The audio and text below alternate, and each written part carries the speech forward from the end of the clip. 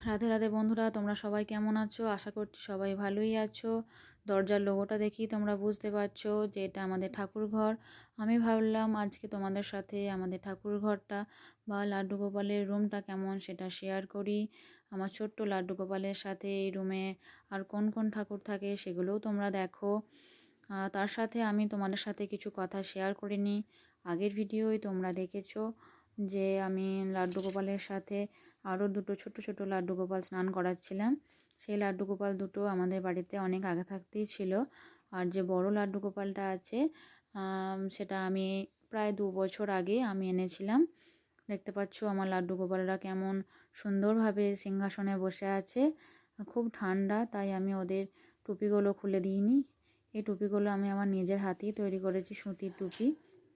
তোমরা যদি এরকম টুপি বানাতে চাও তাহলে কিন্তু অবশ্যই আমাকে কমেন্টে জানিও, আমি তোমাদের দেখিয়ে দেবো কিভাবে আমি তৈরি করেছি।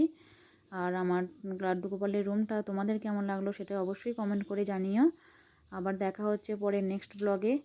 রাধে রাধে।